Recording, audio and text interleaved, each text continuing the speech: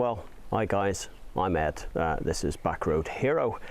This is the story about how I won my first tin cup.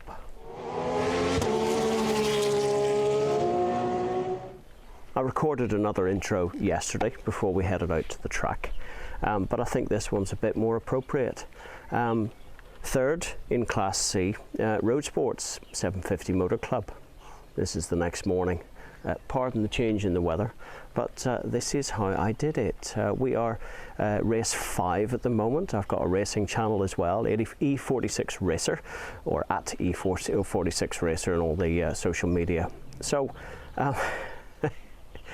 totally unexpected. I'm going to go through a little bit about the setup of the car. I'll talk about the day. I tried a vlog style video, but just the way it all progressed yesterday was all a bit fast paced on the day. Practice was 9:30. I got to the track at about 8:30. Checked over the car, got the cameras installed, and off out to practice stroke qualifying. And surprisingly, a 109.5. The best I did back a few weeks ago on a test day was 109.4. So I'm really happy that the car kind of performed as I expected. I got one clear lap out of 25 minutes, and I put in a decent pace. That all meant we were going to start on row 9 of the grid out of 17. We would start 21st out of 42 cars, but more importantly, we would start in 3rd in Class C for 180 brake per tonne. The car produces 236 or thereabouts horsepower, and it weighs in at 1340-ish kilos, depending on fuel load at the time. The minimum weight for that class would have been 1315 for that power, so we were nicely in. However, having qualified in 3rd place, the car hadn't been officially dynoed, and we were whisked away to get the power verified, and then round to the weigh station to verify that the car was actually overweight. So this is the story of how we did it. Going to put in some clips of my driving. Yeah, there was one moment lost me a place, but we'll come to that a little bit later on. So thanks for following my journey on this one. This kind of race review video will be going out on E46 Racer as well as the Backroad Hero channel. So thanks to everyone. If you want to catch up, we're in Croft towards the end of May, and that'll be another outing. That's a brand new circuit for us. So who knows what we'll end up doing. We've got a test day, or a practice day, or a track day run by the club. It's more like a test day, passing on both sides and all the rest of it. But anyway, that is in the future, so if you want to catch up with all of that, follow my racing journey, like and subscribe on both channels, and that would be greatly appreciated. So let's have a little look to see what it takes to put a race car together. This is a 2002 BMW E46 330 Ci Coupe. 231 horsepower as standard. I've got a couple of ECUs, one's 236 and the other one is 247. First thing you'll need to do to convert a car into a race car is some bonnet latches. So the marshals need to be able to get at the car, at the engine, just in case. Strut brace induction kit. We've got an oil cooler modification down here because the oil obviously runs fairly hot. Let me see other things that we've got. Plumbed in fire extinguisher system. There's the plumbing for it there. They've got 4 nozzles in the engine compartment and another 4 in the cabin pointing towards the driver. In this case, we've got a cut off for the electrics and for the external fire extinguisher activation. So that's pretty much in here. Front splitter, running standard alloys, 17-inch here, and they're the same tires all around, 235s. I think it's 4017s, Nankang AR1s, which are road legal, but they are semi-slicks. They're very grippy. So we'll close that. Obviously stickers aren't for fun, they're for advertising, various series that I've raced in, and there's the website, bit of free advertising for me along the way, along with AE Racing. So Mike Jacobs over there has helped me out with various bits and pieces. We've got a lightened flywheel and a clutch, a racing clutch. It's pretty much stripped out. The second seat is in here because I need it for the weight. Here is the internal cut-offs then for the electrics. And for the fire extinguisher system, various circuit breakers. We've got a race transponder in there, we've got our pit to crew radio, and we've got a removable steering wheel and a timer for that. For timing the race and for the pit stops. Still a road car, so it's still got a key and a mobiliser, etc, etc. When you take the carpets out on this thing, it leaves a big dip, so there's a nice little racing floor. Nice for heel and towing. The main safety aspect, of course, is the roll cage, bucket seats and full harnesses. Plenty of room in the back, especially for spare tyres, and especially if you've removed the rear bulkhead already. So here we've got the fire extinguisher system in there. Pull the handle that says E and all hell breaks loose in here. Little blue nozzles, one here, I've got one here. We've got another one down there at the feet and another one down there. Obviously the little foot pedal arrangement, some extra gauges in here for oil temperature and oil pressure. The car has done 105,000 miles so far. Race transponder down in there that does the timing as we cross the laps. I've got the second seat in already because I needed it for weight. So just turn the electrics off, that's all you do. But it's still got a key and an immobiliser anyway, because it is technically a road car. It was MOT'd. 4-litre fire extinguisher system. Some internal brake line. Got a twin pump arrangement to fuel starvation. And obviously loads of room in the back there for some spare tyres. The bulkhead's been removed, but the cage is in.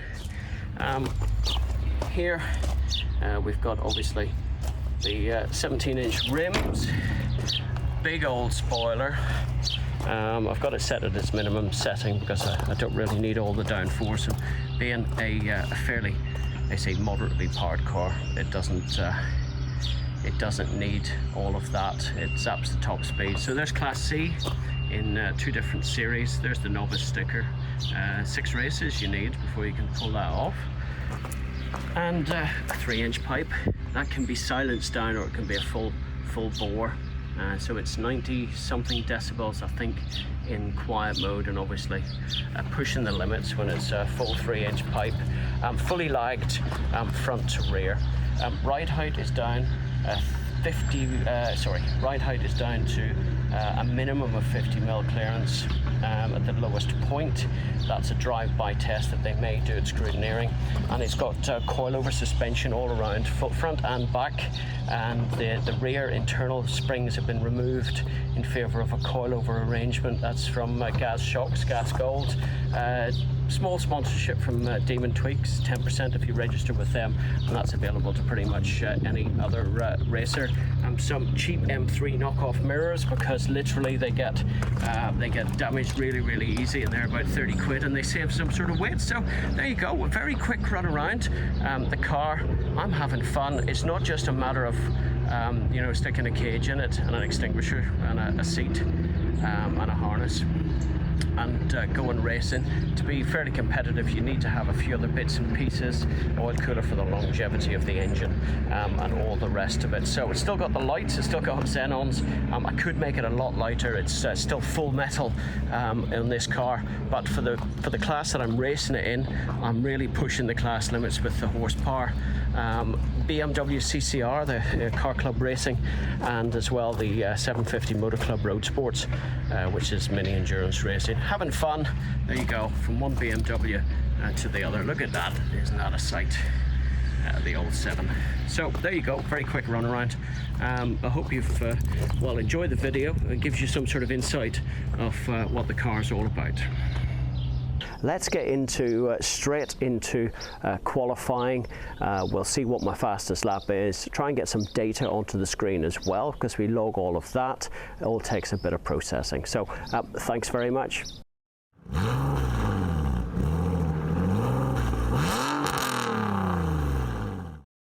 here we are, Silverstone. First outing of the road sports season. These are all run as series, not championships. So each round, there's about 10 in Class C, about 42 or thereabouts in total. So it's going to be a busy grid. New clutch in for this year. Not that the old one had much mileage on it, but it was toast after Snetterton last year. So thanks to Mike Jacob at AE Racing for helping me out with that one. First of 6 rounds this year. Croft is next up the country. Now, luckily I've got a trailer to tow the car all that distance. So this is very much improving. All the fast guys aren't here actually. There's no Club Enduro tomorrow. So we don't have those guys doing the old practice and warm-ups for that. So I'm kind of hoping we'll get a bit of a race on maybe. If I get close to the 109.4 that I did during the test day. Modify the tire temperatures very slightly, starting on 24 psi all round, and I've got the freshest set of rubber on. Looking forward to this one. Hope you can hear the microphone. I've got the shift light set to 6,500, so I'm going to try and preserve the car a little bit. Brakes are still the same pads as last year. They're a little thinner than I would have liked, but I want to get one more race out of them. We shall see what happens with the pedal feel as we progress. It might be a mad dash into replacing pads and bleeding the brakes, etc. Don't really want to do that. Well, here we are. Practice and qualifying is over. Finished second in class, so that's it. As a result of that, we've been called to dyno. So just in the queue here, waiting to get tested. So they'll test the power output of the car, and they will also go and weigh it just to make sure I'm still in Class C. I think we should be all right, but you know what? You never exactly know on scales, etc., until they actually go for it. So I've got a nod on the dyno that we're under on par. They won't tell you exactly what it's all about. I declared 236.7. He gave me the nod on that, which makes the car's minimum weight 1315, 15 kilos.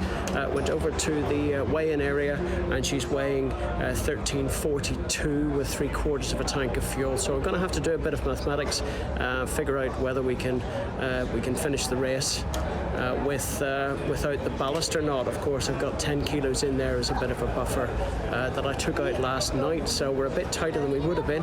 However, I know I can't run the car any less than 1/4 of a tank really around this track without getting some sort of starvation issues. So that's it. Hope you can hear me on the phone. We'll get fueled and get it to the grid. All the cameras are running. 30 seconds. Let's go. Let's go.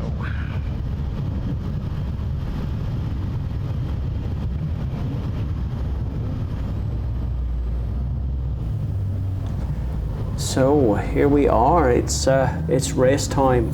The Road Sports Series has a rolling start, which means we start initially under the safety car. You can't see him; he's way ahead there. But I'm looking at the likes of I think Joel there in the Clio, the red Clio ahead. He is second in class, and then there's a Lotus. You probably not see too much of him. He's way up. So here we go, final corner. I'm waiting for Emma on the radio to give me a go, because quite often you can't see the lights because the lead cars are way up there. We're about mid-pack here. The whole idea of the start is to keep your nose clean. I backed off here a little bit. So lost momentum. You really want to start pretty much under full throttle, just easing it over to the right hand side. A lot of the cars here, either the Class B and Class A, of course we're racing Class C with a lower brake horsepower per tonne. I think Class B is about 240 brake per tonne, Class A is over 300 per tonne, and we're 180, so you know what. This is often the pile up just into here. So the whole idea is to get it to just settle down. Catch a breather after the start, let the adrenaline levels settle down. Not let too many people through. However, we're racing our own race. Really important to know who else is in Class C. And letting the Class B and Class A guys through, of course. I will have qualified a little bit ahead of these. Everyone has their own issues during qualifications, but I've got my eye set firmly on Joel here in the front. What I'm going to do is fast forward several times faster in the various segments where it's a procession. As Mrs. Ed reminds me, it's rather boring just watching little cars go round in circles, broom, broom, broom, and all that. So here we go. We'll speed it up for the procession and we'll slow it down. So I'm trying to get a 45-minute race, 25 minutes qualifications, and a bit of a chat all into about half an hour. So that is the plan, to keep it down to that kind of level. This little Z3 is a Class B car, but you can see even with that, you know, reasonably well driven here.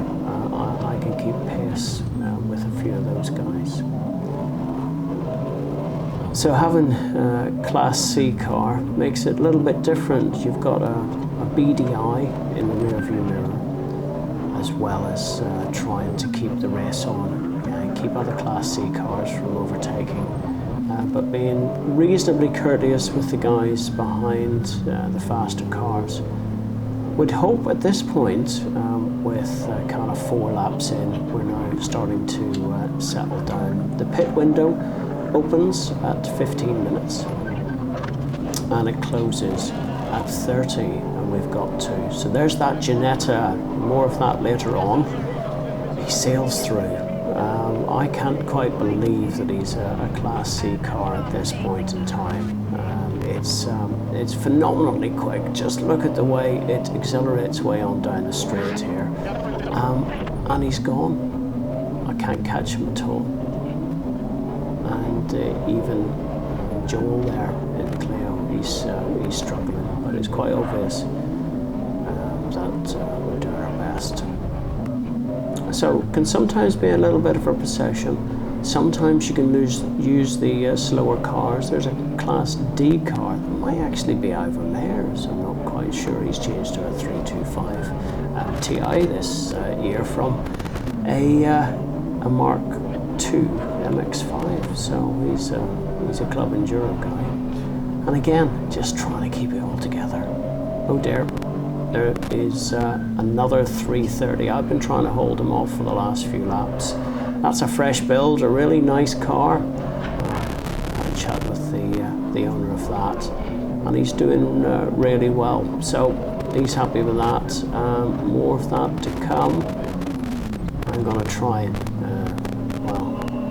and keep the guys in our sights. And there's the Civic Type R. He's been filling my rear view mirror for a long time. So now we have 4 Class C cars all together. We're now kind of 8 laps in. We're only 5 minutes away from the pit window opening. So, and that's it. So the Clio, he'll be in second at the moment. The Ginetta, of course, is way up there in first. So you're looking at second, third, currently in fourth myself, with the Type R in fifth. And there he is, sneaking through. He's got an extra gear ratio. He's got 6 gears in that Civic, and they always seem to find the right gear.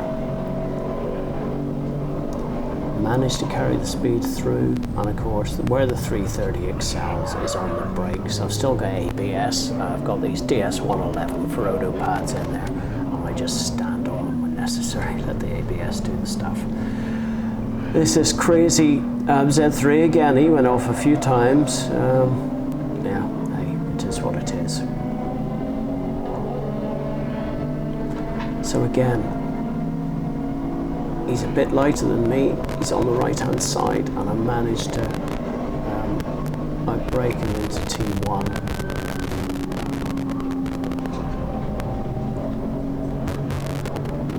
Again, little bit of possession, here's a bit of high-speed action, just to keep the boredom levels down.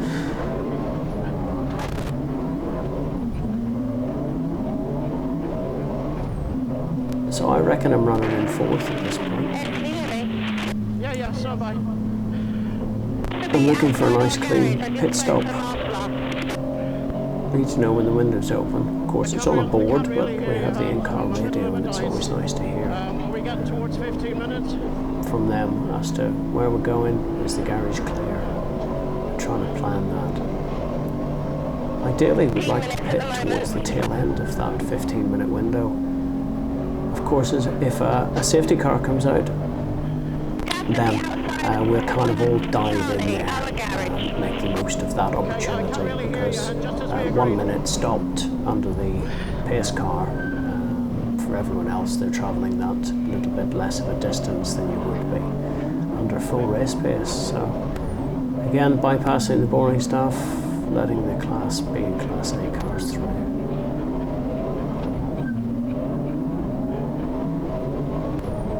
There's that Ben in the Lotus S1.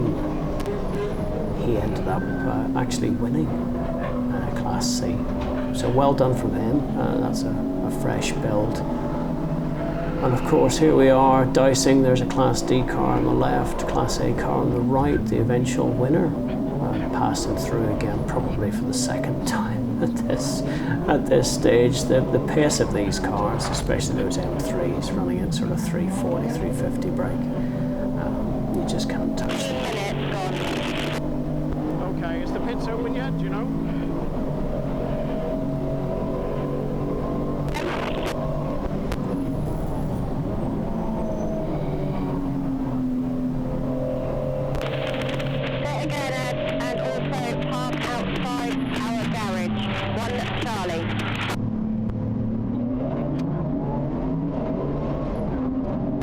So this is where it's starting to confuse me just that little bit.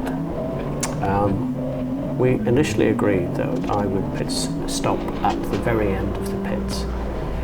And now I'm getting through the radio that for some reason I've got a pit outside our own garage at 1C, 1 Charlie. It's not ideal because everyone bunches up in the same area around the pits. We're not going to do anything to the car, so I just wanted to stop towards the end.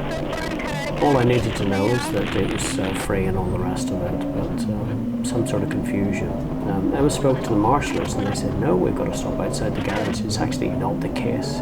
But to avoid any argument, that's what I've decided to do.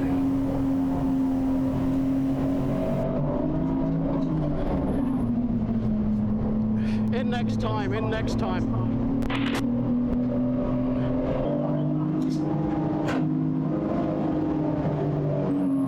So the 330 head doesn't know where the line is. It's really, really frustrating. There it is, down to 60 kilometers an hour, or about 37 miles per hour into the pit lane. We've got to come to a stop for 60 seconds. And all I'm going to do is stay inside the white line, get a drink of water, Stand in the front and give me a thumbs up. and then get Stand in the front and give me a a thumbs up for leaving.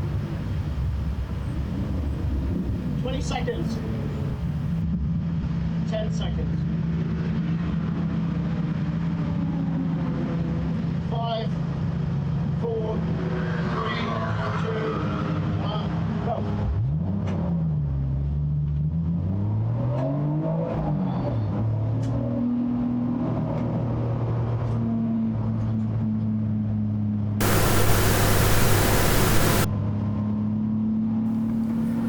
So grab your cup of joe and let's go. There's the line, off we go again. Straight in, watching the traffic out the left hand side. Of course, got to stay inside that solid white line when exiting the pits.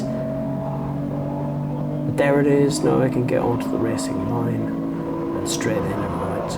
Quite often the brakes fade because the brake lines, they heat up with the 60-second stop. Got to be very, very cautious of the brakes until the line's cool. So I've got some actually additional foil over there. And there he is, there's Matt Mandapira they were doing a relay, Joel and Matt, similar looking cars. Matt's got slightly more stickers on his, and that's who I'm chasing now. Really pissed off to see him go by. Unfortunately, he retired towards the end of the race. Rather unfortunate, kind of the last lap or thereabouts. After the pit stop, it is virtually impossible to know where you stand, except for information out of the pits. It can be a bit of a procession, but you just got to keep going, racing your own race, and look what happens when there's a tight bar up your ass.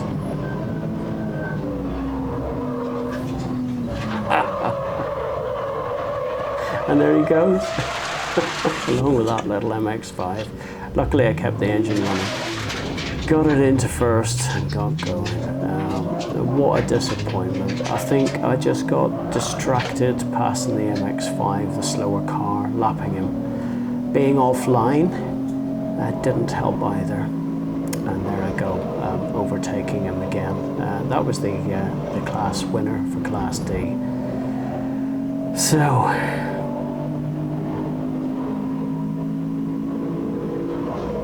more slower cars. Obviously a novice with a cross there, slightly offline.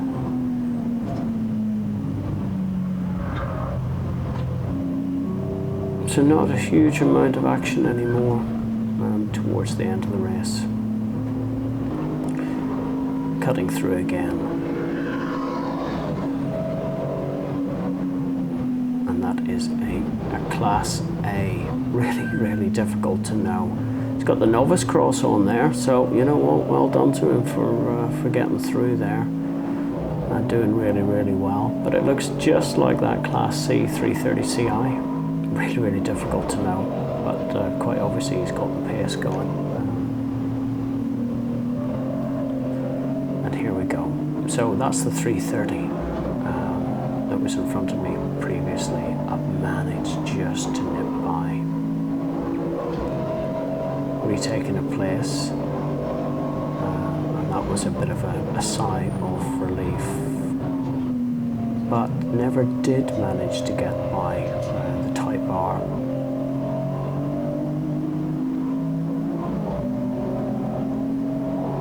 So here we go, getting towards the end of the race. There's the leaders, there's the checkered flag.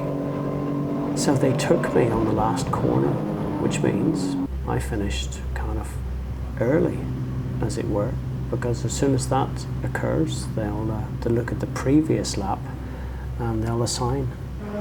So the plot thickens then. I reckoned we'd finished fourth overall, so first loser, as they say.